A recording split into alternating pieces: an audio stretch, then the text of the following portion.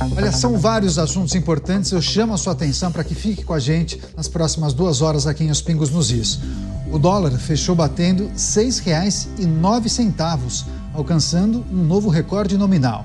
Com a maior aversão ao risco no mercado, a moeda opera em alta desde o início do pregão, mesmo após o Banco Central realizar um leilão a mais do que estava programado, para tentar conter a sequência recente de altas.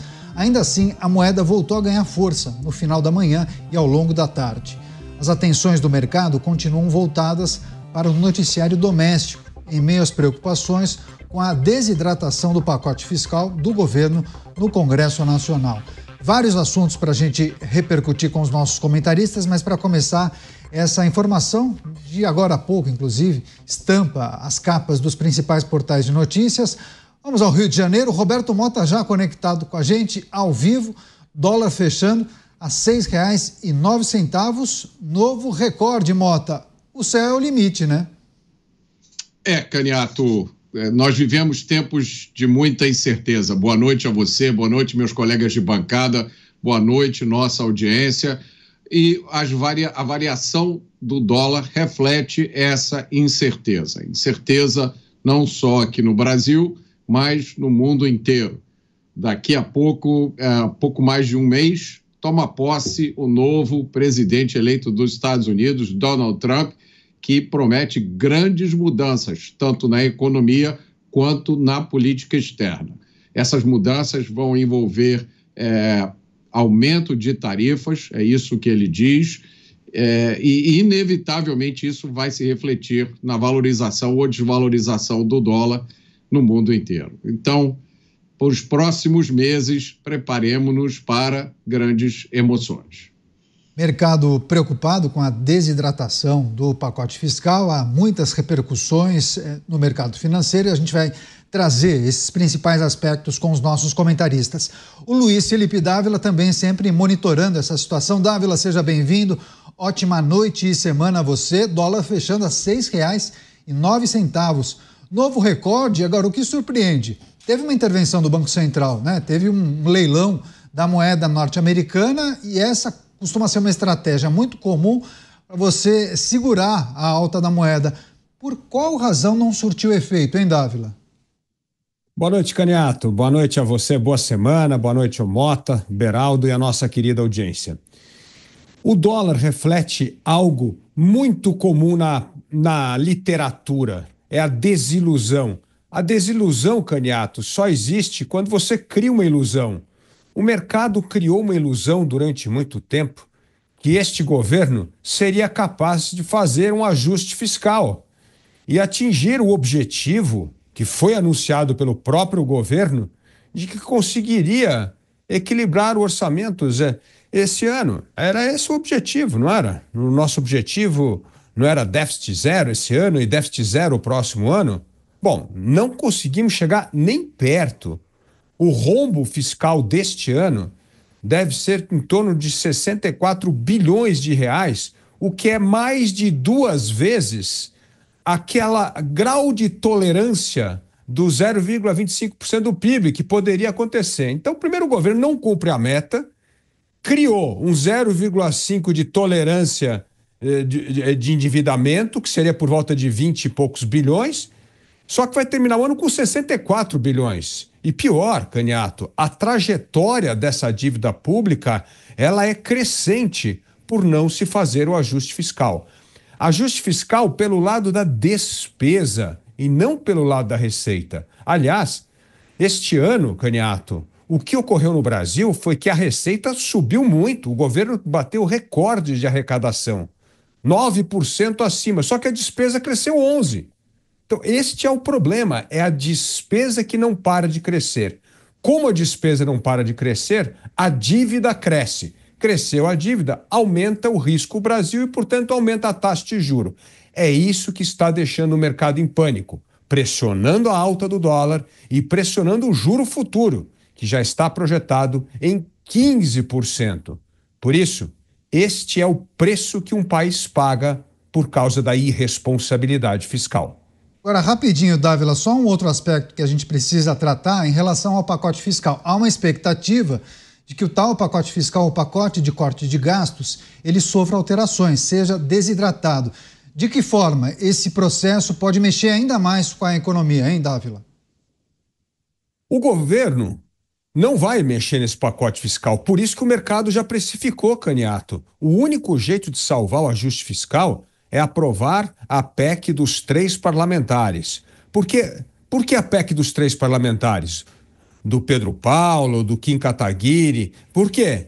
Porque esta PEC trata a questão fiscal com seriedade, que é mexer na vinculação do salário mínimo a todos os benefícios sociais. Caneto, para você ter uma ideia hoje, 60% do orçamento está vinculado a salário mínimo de gastos.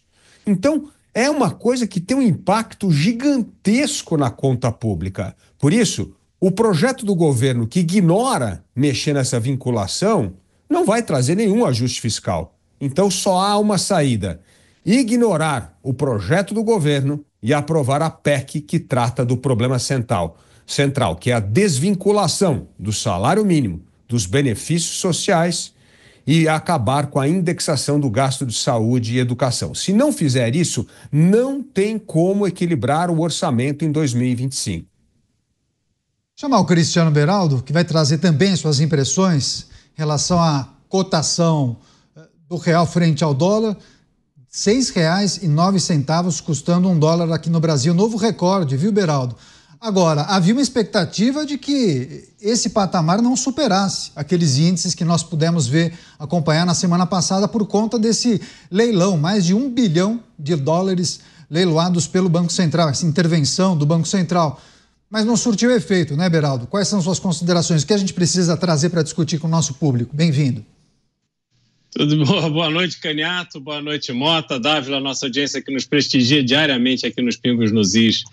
Caniato, nós não temos um problema pontual. O Brasil está naquela situação, né? Tempo ruim o tempo todo. Então, todo dia você tem algum motivo para forçar que a economia brasileira se consolide como esse paraíso da especulação. É isso que acontece. Eu estava trazendo aqui pontos extremamente importantes desse Brasil completamente desorganizado do seu ponto de vista fiscal, que não oferece uma perspectiva de futuro com projetos estruturantes que estejam sendo executados. A gente vê bilhões de reais que saem da pequena parte que sobra do orçamento para investimentos e aí são direcionados ao Congresso, onde vão virar praças, campos de futebol, um banho de piche em estradas de terra que logo estarão todas esburacadas novamente. O dinheiro no Brasil é muito mal gasto e o Brasil não oferece essa perspectiva para quem quer investir a sério em algum lugar do mundo. As pessoas não estão numa fila ansiosas para investir no Brasil. O investimento em qualquer país ele tem que ser conquistado e o Brasil faz tudo ao contrário. A única coisa que a gente vê de positivo é o discurso do governo, esse discurso fantasioso. Porque se olhar as redes sociais agora, o que vão dizer? Ah, lá vai esse Roberto Campos Neto atrapalhar o Brasil. A culpa é dele que esse dólar não para de subir. Por que ele já não queima logo todas as reservas brasileiras e joga esse dólar lá para 4,50, 4,70? Que é o que traduziria este grande governo que está em curso. Então, esse papo fantasioso, Caniato, é que atrapalha demais. O Brasil não voltou para lugar nenhum, o Brasil continua absolutamente irrelevante do ponto de vista internacional e o que a gente vê agora é a fragilidade brasileira como economia traduzida na cotação do dólar. Pode melhorar, pode piorar. O Banco Central não tem uma arma mágica para resolver esse problema. Quem tem que fazer isso é o governo, só sendo competente, olhando para o futuro e apresentando um projeto para o país, coisa que, sinceramente, eu não acredito que eles vão fazer. Agora tem reciprocidade à vista. O presidente eleito dos Estados Unidos, Donald Trump, diz que as propostas para elevar tarifas para produtos estrangeiros, ele citou Brasil e Índia e disse que são países que taxam as exportações norte-americanas. E ele disse o seguinte: quem nos taxar, taxaremos de volta. Tarifas farão o nosso país rico. Ele afirmou, o presidente conversou com jornalistas em Mar-a-Lago, né? Essa, inclusive, a primeira conversa, a primeira coletiva desde que ele foi eleito. Sobre as relações com a China, Donald Trump fez uma série de elogios ao líder Xi Jinping, ainda que não tenha confirmado a presença do chinês em sua posse. Mota, queria te ouvir. Você, inclusive, agora no fim da tarde, destacou essa notícia naquela nossa reunião virtual, Donald Trump citando nominalmente o Brasil como um país que taxa demais. Descobriram isso agora, né? Pois é, Donald Trump não está dizendo nenhuma novidade. Agora eu me permito fazer uma pequena correção. Tarifa não torna ninguém rico.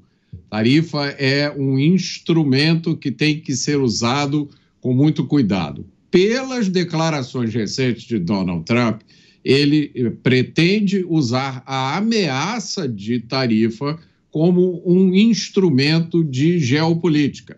Agora, a tarifa, quando mal utilizada, pode causar desastres. Nos anos 20, o Congresso dos Estados Unidos aprovou uma lei chamada Smoot-Hawley, que previa o aumento de tarifas, e muita gente diz que foi essa lei, com esse aumento de tarifas, que causou a Grande Depressão nos Estados Unidos. Então, isso é um assunto a ser tratado com muito cuidado, mas é impossível deixar de notar que o Brasil realmente é um país que cobra impostos demais. Pois é, chama o Luiz Felipe Dávila para interpretar essas falas de Donald Trump. Você, Dávila, o que a gente precisa considerar quando Donald Trump faz essa análise, essa reflexão em uma coletiva de imprensa, dizendo que o país taxa demais e prometendo reciprocidade. Taxaremos de volta, sim. O Mota é um otimista, ele acredita que Donald Trump pode usar isso só como uma questão negocial. Eu espero que o Mota esteja certo, porque a última vez que isso ocorreu no mundo, nos Estados Unidos principalmente, o Mota acabou de mencionar o ato Smoot-Hawley que aconteceu nos anos 30. Sabe o que aconteceu? Caiu 30% o comércio mundial. Foi isso que desencadeou a maior guerra tarifária, encolheu o comércio global e sabe o que aconteceu? Levou a uma proliferação de populistas autoritários ao poder. Foi aí a eleição do Mussolini, do Hitler, do Salazar, do Getúlio Vargas aqui no golpe de 30, é tudo fruto de protecionismo econômico, principalmente quando ele começa a surgir de uma grande potência. Então eu espero que Donald Trump aproveite as férias aí de Natal para ler um pouquinho sobre o desastre que é tarifas e protecionismo, não só na economia norte-americana, principalmente na economia mundial. E desta vez, a economia mundial está muito mais interligada do que aquele tempo. Então, seria um desastre para os Estados Unidos e para o mundo. E outra, e aumentaria a inflação dos Estados Unidos. Aliás, é o problema número 1 que Donald Trump deveria combater. Agora, o Brasil tem realmente tarifas elevadíssimas. O Brasil tem uma das economias mais fechadas do mundo, mais protecionistas do mundo, e é isso que vem condenando o Brasil a baixo crescimento econômico há mais de 2 décadas. Porque nós temos uma mentalidade arcaica no país dos nossos políticos que acreditam que a economia de mercado é um mal necessário e que o governo precisa intervir na economia de mercado para proteger coitadinhos, proteger a indústria nacional, que não conseguem concorrer na economia global. Mas sabe o que a realidade mostra, Caniato? Exatamente o oposto. Aqueles setores da economia, como o agronegócio, que são capazes de competir na economia global, são os mais competitivos e são os mais preparados para enfrentar a concorrência. Por isso, o Brasil tem que fazer a lição de casa, abrir a economia, derrubar tarifas e competir no mercado global.